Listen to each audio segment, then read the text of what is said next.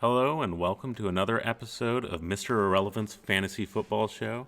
I'm Grant. And I'm Nick.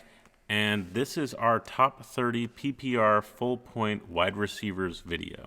All right, so starting off with our top 10 wide receivers for the week, we have DeAndre Hopkins versus the Dolphins, Devontae Adams at the 49ers, Stephon Diggs versus the Seahawks, DK Metcalf at the Bills, Julio Jones versus the Broncos, Tyler Lockett at the Bills, Adam Thielen versus the Lions, Tyreek Hill versus the Panthers, Terry McLaurin versus the Giants, and rounding out our top 10, we have Juju Smith-Schuster versus the Cowboys. Okay, I think, I don't know, I like that list, the order, but then again, I made it, so of course I'm going to like it. So, what do you think about the difference between Juju and Terry McLaurin? That was one that I struggled with. I would struggle with that only insofar as I'm a little concerned that Juju's going to get enough targets. Mm-hmm. Big Ben has many, many weapons to play with in Pittsburgh, and so I don't know if Juju is going to be heavily targeted, whereas Scary Terry is. He's the guy over in Washington. There are a lot of weapons over in Washington. You got to be careful, dude. I know what you're saying right there. You got to be careful with that. So, I expect Terry McLaurin to be the number one as he has been. And he's produced against the Giants in the past. That's why I put him up. I just, honestly, it's a great opportunity for Juju. Very soft Dallas Cowboys defense. Their soul left their bodies last week in that Eagles-Cowboys trash fire that we watched. That was not a good game. Hooray for primetime, everyone. I'm going to say it every video. Hooray for primetime. And I will say, Juju is trending way up. He's going in the right direction. Last year, he was a great receiver. Started off the year a little rough, but he's been looking good lately. And nice uptick in targets. I do like his uptick in targets, but again, I seriously question if he's going to get the targets with the number of weapons that are at Big Ben's disposal.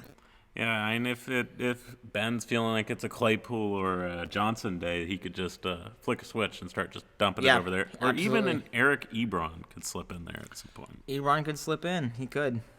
Okay, the top three, pretty obvious, I felt. I guess the big argument is maybe Metcalf or Lockett in top three. Yeah. But I put Diggs in there just because there's a little more uncertainty in the Metcalf-Lockett dynamic because it seems like you either have one putting incredible numbers up and the other kind of being forgotten in a matchup, which kind of happened. I have Tyler Lockett in one of my leagues and Metcalf in another. I actually traded for Metcalf last week and started him, which was incredible. Won the matchup. Fantastic. Yeah. But, it's one of those things where they're only down a little bit lower, not because of the talent, and we know they can produce. It's just there's a situation where there's a little less guarantee that they're going to get targets. Stephon Diggs is the guy in Buffalo. And he is the guy. I think the Seattle defense is weaker than the Bills defense, personally. Yeah. And it just all depends if, I guess, Allen can overcome his accuracy struggles and inefficiency. Right. I agree with a lot with what you just said there. If it wasn't for the double fact that there's two of them, I would say one of the two of them would be the clear number 3 target. And speaking of number 3 on our list, DK Metcalf's number 3 PPR, Tyler Lockett's number 1. So right there, you have a clear argument. You can make a clear argument for them being in that top 3. Mm-hmm. But again, what's the split going to look like? Yeah, and I just think that it's mainly the reason why Diggs is higher, as I said before. He's getting the targets. Absolutely. And especially in a game where, and you've had I guess putting it mediocre is the nice way to say it. The Bills' run offense is Not good. It's not very good. And when you're reflecting fondly on your Frank Gore days, like ancient Frank Gore days, like there's something mysterious happening there. And so I think that they're probably going to, and the Seattle run defense is actually pretty good. It's the strength of the defense, that's for sure. Like it's definitely not the secondary. No, their secondary's bad, especially with Jamal Adams continuing to be out. Yeah, I think it's definitely going to be one of those shootout ones. I don't really feel like there needs to be that much justification of DeAndre Hopkins and Davante Adams at the top. No. Honestly, especially Davante Adams is like, he's going to be one of the few weapons left for Green Bay. I guess the argument would maybe be that the Niners would focus him as a result of, and Aaron Jones is going to be out, and there's been a COVID outbreak in the running back room of the Packers. So Jamal Williams and A.J. Dillon are both out. And it's looking like Jones, the number 2 Packers wide receiver, might not be. Well, he's not going to start from what I hear. It sounds like he's not going to start. So it's just going to be the lone survivor out there. And also Tanyan. And Tanyan. Yeah. And Tanyan. We just slip in the Tanyan. Just because. Then Julio Jones, Denver. Might not be Calvin Ridley there. Calvin Ridley has a foot sprain. So he is doubtful. And a lot of people are saying they're leaning towards him being out. I would count on him being out, which leaves Julio Jones as the main elite target there, which I think is good against the Broncos. And this is, if I'm not mistaken, a home game. So Denver is going over there. Drew Lock's, other than fighting the Chargers in a battle to the bottom, I don't think he's looked that great. Yeah. So I think that you'll see interesting dynamic. It all depends. I mean, maybe Matt Ryan pulls out some random wide receiver we've never heard of again and makes them relevant and forgets about Julio Jones. And maybe Julio gets a touchdown. You never know. He's not touchdown heavy, but and he got a lot of targets. I've been seeing, every time I watch him, I seem to see him drop a touchdown pass. It must be infuriating. If he had the touchdown upside as much, I think he'd be. There's going to be, and we all know there's going to be that one game.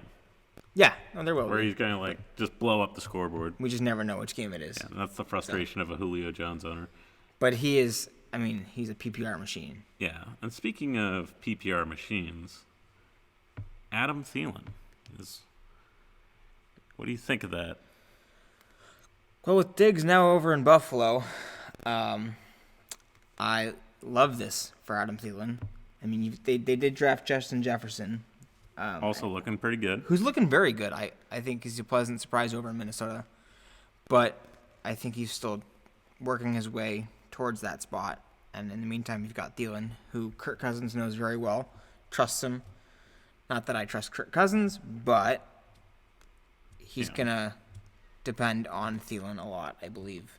And whenever he's in the passing game, yeah. Which we never know how much that is because it didn't exist last week. It doesn't exist if they don't need it. They rely on Dalvin Cook. And Dalvin Cook was cooking. He single-handedly beat the Packers. That's putting it mildly. Yeah, brutal. But I honestly, kudos to that guy. Like, that's pretty fantastic work on his part. If you started Dalvin Cook, you're very happy. Oh, yeah. So Tyreek Hill, Panthers, you're starting Tyreek Hill. We all know why. He's getting at least one touchdown. Yeah, he's going to get a touchdown in that Panthers game. People just get distracted with all the movement and all the amazing weapons in Kansas City, and then you just He's forget. So fast. He's so fast. Andy Reid will take a few shots down the field with him. Yeah, and he'll get something. Yeah, they're going to beat on the Panthers, I think. And as we've seen before, Kansas City does not sit starters, apparently. Apparently not, except when you're in Denver and it's snowing. Yeah, great for fantasy, terrifying for Chiefs fans. Yeah. We've all seen, I remember a long time ago that Derek Carr game right before the playoffs. Oh, yeah. When he was having his MVP season. And he got injured. And that led to one of the saddest playoff games I've ever seen. So, not from a fantasy owner's perspective, sit your quarterbacks and your stars if you're winning. Just why? Yeah. But, yeah. Okay. Also, we didn't forget about him. There's a reason you don't see Michael Thomas on here. He's questionable. I don't think he'll play. It's very debatable whether or not he'll play. If he plays, he's a top 10, easy, against the Bucks. Yeah. Very tough divisional matchup. So that's why he's not on the top 10. I'm just assuming he's out until proven wrong. Hasn't played since week 1. Sorry to everyone who drafted him, but, it is what it is. And continuing with our numbers 11 through 20 wide receivers for this week, we have Keenan Allen versus the Raiders, Robbie Anderson at the Chiefs, Allen Robinson at the Titans, A.J. Brown versus the Bears, Marvin Jones at the Vikings, Corey Davis versus the Bears, Will Fuller at the Jaguars, Mike Evans versus the Saints, Justin Jefferson versus the Lions, Chase Claypool at the Cowboys, and that is our top 20. Okay, so Keenan Allen, Robbie Anderson. I think that's mainly targets. That's why I put him there. That's how I justified that. And Keenan Allen thought he was dead in the water a little bit with the Tyrod Taylor treatment, but then Tyrod Taylor got assaulted by the Chargers medical staff, and then voila, there's Herbert. So Keenan Allen's now benefiting from above average to fantastic quarterback play. Then yes, Robbie Anderson, he's got a bunch of targets, and they're going to be down in this game. It's the Chiefs, so yes. The Chiefs are quite good, so I wouldn't honestly be shocked to see Robbie Anderson struggle, but he's one of the better. I think he might be the number 11 in PPR right now, so he's pretty darn good. Yeah. And I expect at least to see. He survived the Jets. Well, that's not hard to do. He escaped. They found him on a raft somewhere just outside of New York. Yeah. Get out of New York if you can. Yeah. So yeah, I mean, even though it's a tough matchup that he has, I expect Teddy Bridgewater to be looking his way a lot. Yeah. That's what I think, honestly. Like, from a PPR standpoint, those two have some good volume in. Yeah. You want volume. Agreed. Especially with a speedster. Kind of, like, Robbie Anderson's always been kind of one of the... He's been like a bit of a big play guy. This year he's been doing more than just that, which has been really nice for him, and that's really stopped him from being that boom or bust player. So he's got more consistency, and consistency is always great for your lineup. Always. If you know what you're getting, yeah, you can plan accordingly. And now that we've talked about consistency, we have A.J. Brown and Corey Davis. I think it's interesting. It's kind of like a DK Metcalf Lockett situation, just not as good as not as good, yeah. And they're going against the Bears. And and that's a tough defense. It's a tough defense. If I remember correctly, that front seven A.J. is Brown terrifying. kind of didn't do so hot against the Bengals. Oh. And Corey Davis materialized there for some shockingly good points. So there's definitely upside with both. It's kind of interesting to see this dynamic kind of forming before us. Yeah. Like where you have a one or the other. I have been very pleasantly surprised by the Titans over the last year and a half. They've come from absolutely nowhere. Well, another Adam Gase cast-off. Surprisingly good. Who would have thought? You gotta love it. Yeah, I mean, the Patriots should just be signing everyone Adam Gase cuts to rebuild their team. Yeah. That's what I would do. Yeah, who would have thought? Maybe Kalen Ballage, when he gets cut, suddenly... Kalen Ballage? No, Kalen Ballage. You're right, Kalen. Yeah, the guy that Adam Gase thought he could replace Bell with. That's pretty cute. Fun. Yeah, pretty bad. So, and then Will Fuller. Will Fuller's got a touchdown in every game, I think. Almost every game. Or just about. He didn't have one in the first 2 weeks, I believe. Oh, okay. But he's on quite a streak right now. I think he continues that streak against a bad Jaguars defense, and they're going to be – it's the Glennon Jaguars, which are basically if that was like – it's basically like the RC Cola of the Jaguars world. You have the Coca-Cola, if you can call it that, which is the Gardner Minshew variety, and then you just drop down an entire tier into some kind of weird knockoff with Glennon. And – yikes! That's why. Honestly, I that's why I didn't even put Chark anywhere here. It's just because we just don't trust the quarterback play right now. You can't trust that. There's a chance, we're always wrong, but you don't want to really take that risk. I mean, if Chark's your only receiver, you're probably going to start Chark and hope that Glennon's not going to do his best Nathan Peterman impression. But you just never know. And that uncertainty with quarterback change. I mean, just look at Amari Cooper, Zeke Elliott. Some of these guys that have had bad quarterback play really ruin their talent. And Todd Gurley as well. Yeah. But that was more Jeff Fisher, just playing mind games with his own team. Yep.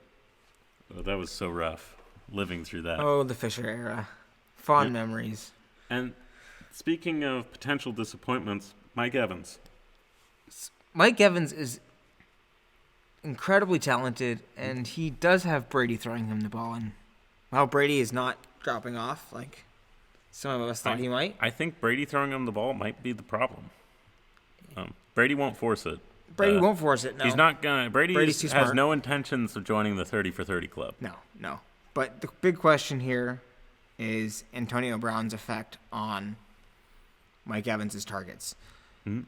We should be seeing AB this week, but since he is new to the system, it's going to be a question of how many targets he demands. He's not new to Tom Brady, though. No, not at all. That's the thing that I think might make this happen quicker than people think.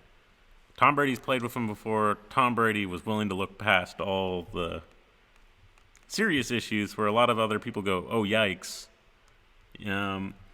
But Tom Brady wants to win. I think the issue is just look at Mike Evans. Look at his stats every week. Look when Chris Godwin has played. Yeah. That's when Mike Evans has torpedoed your lineup. It's been very bad. But when there isn't that option, all of a sudden Mike Evans is golden again. Like, we saw that against the Giants. He got his points in that game. Yeah. When he's the unquestioned receiver, there's very few that are better. Yeah. It's just really a question of there's just too many mouths to feed. I think having 3 number 1 receivers, while great for your win total in the NFL, is not great for your total in fantasy. I think that it's going to really take away from Mike Evans. You might want to trade him, I'd say potentially, depending on how this pans out, just because I think that there's, especially once Godwin heals up, what's that going to look like? It's going to be upsetting. Yeah. And well, Godwin, he got that surgery on his finger, and I think that for some reason. Oh, yeah. Yeah, there was a time slate of a few weeks, but when he comes back, which is going to be just in time to ruin some people's fantasy playoffs. Right in time. Yeah, just in time. That's a tough one though. When you look at it, because Mike Evans has really won me a lot of fantasy games, but it's tough to really. It's just, I think he's a fantastic player, but are there too many fantastic players in Tampa? Answer: yes. Yeah. And Chase Claypool, the other recipient of the Cowboys defense, and that'll round out the top 20. And rounding out our wide receiver lists, numbers 21 through 30, starting off at 21, Cole Beasley versus the Seahawks, Antonio Brown versus the Saints, DJ Moore at the Chiefs, Brandon Cooks at the Jaguars, Devonta Parker at the Cardinals, Marquise Brown at the Colts, Jamison Crowder versus the Patriots, Traquan Smith at the Buccaneers, Sterling Shepard at the Washington Football Team, and finally Deontay Johnson at the Cowboys. So for this section, I just wanted to ask you, Grant, about any wide receivers that you think might be pleasant surprises that we could see up at score in the top 10 or top 15. All right, so one that could potentially, in my eyes, really produce, so there's a few that stand out to me. I think, this week as well, like there's no one on here I really think is bad on these top 30s. I think that you could see, in my eyes, a big Cole Beasley game. It's a chance. I think Sterling Shepard could have a game, and Deontay Johnson. Jamison Crowder, I don't know. There's something about the Jets against the Patriots. Even though the Patriots are bad this year, it chills me to the bone. It's still Bill Belichick versus the AFC East. Which you're right. Yeah. Oh gosh. And I don't like it. Well, not only that, it's Adam Gase versus the Patriots. Also that. Like, that's pretty bad. Like, that should be a little terrifying. I know Jamison Crowder's been a pleasant spot, like a bright spot on the Jets. And actually, there's someone who said, imagine if he wasn't on the Jets. Because this guy's, like, producing the best you've ever seen on the Jets. Yeah. Like, Which is something. That's saying really, something. It's really incredible. Kudos to him. Props. Fantastic. But yeah, I definitely would have to say it's likely, in my opinion, to be Cole Beasley, maybe DJ Moore. I don't trust Devontae Parker just because of new quarterback. Didn't look that good last week. You have a underrated Cardinals defense. I think that Deontay Johnson would probably be more likely to overachieve than him. But, like, it's just you don't know. Yeah. I just slipped Deontay Johnson on there because you can't leave a list without any of the Steelers receivers who are going against this Cowboys team. It's just going to matter as to who Ben chooses because any of the Steelers receivers, like, I'm just ranking them kind of in order of how I think it's likely to go based on performance. So it's an interesting thing. Who do you think is likely to overachieve? Well, just for the simple fact that we have him as our bottom receiver on this list, Deontay Johnson. But then again, what's the target share going to be? Yeah. But I think he has the most, and it's pretty much just for the simple fact that we have him on the bottom of our list. Yeah. For some reason, Big Ben could decide, hey, you're open a lot this week, and he favors him. So he'd be my guy. Yeah, and I know it's tempting to look at Sterling Shepard or even Darius Slayton, who's not on this list, and say, hey, those guys, they're probably going to be able to shoot past that. But Washington has quietly been really, really, really good against wide receivers. Yeah, they've been. I mean, one of the reasons that they're quiet is because nobody really looks at the NFC East. Pardon me. Yeah. Other than looking at maybe the Eagles or the Cowboys as far as who's going to win that division. But Washington's actually been a pleasant surprise this year. Do you think there will be a football team in the Super Bowl this year? Super Bowl, absolutely not. Absolutely not. That's just my riff on the Cowboy fans every year. I'm sorry. They might win the division. That's not out of the question. But absolutely not Super Bowl. So, yeah, you're right. They have actually been fairly decent against wide receivers. Let me just look it up here real fast. Currently, through week 8, they were number 1. Yeah, there it is. They're number 1. So and they were on their bye week, so they didn't have an opportunity to do any damage to that. But they're allowing around 25 points per game in a full point PPR to the wide receiver groups. A good for lowest in the NFL. Yeah. So. So they're sneaky good. Yeah. So, and the question is, do you expect Danny Dimes himself to overcome that? I joke around. He actually looked kind of surprisingly good against the Buccaneers. Were the Buccaneers just bad that night, or do you think Danny Dimes was good? I think the Buccaneers went into that game just not ready to play because they didn't expect the Giants to put up a fight. That's my firm opinion on that. The Giants have been having respectable losses sometimes. It's not like Cowboys losses. Where they just get blown out. Yeah, and I can't even... have to claw their way back. Yeah, like it's pretty impressive for a team that everybody bashes on, that the Giants are. They actually have a decent defense. Like, that's the difference. I think that's the key difference between them and the Cowboys. They still have the hideous turnovers that happen every once in a while, but their defense is shockingly good. So that's something to pay attention to. I think the one that I think could be potentially the biggest kind of ouch moment here might be Devontae Parker. I mean, I was gonna say. No, sorry, that was my brain doing a little thing. But Devontae Parker, new quarterback, underrated Cardinals defense. It scares me. What do you think about that? I'm very curious about this matchup because I really like Devontae Parker. in fantasy.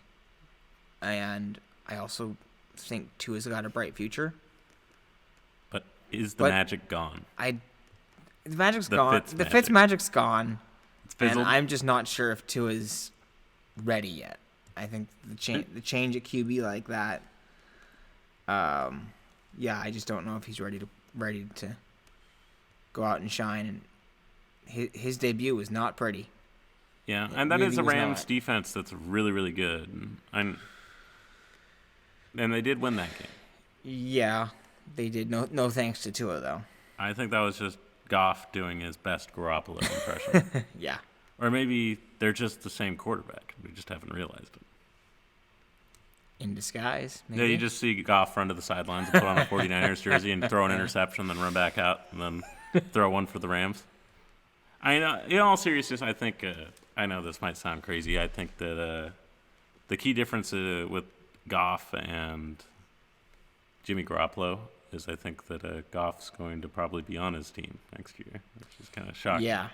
There's talk about Garoppolo being shipped away. There is. There's a lot of talk. And I really wouldn't be surprised. I mean, I think it'd have to be for the right trade fodder, so to speak. But if that was to come around, I wouldn't be surprised at all to see Jimmy G in a different uniform next year. Yeah. So basically, roundabout way of saying it's kind of scary starting Devontae Parker. So, okay. Hey guys, thanks for watching. If you like this video, please let us know what you think in the comments. Don't forget to like and subscribe, and we'll see you next week.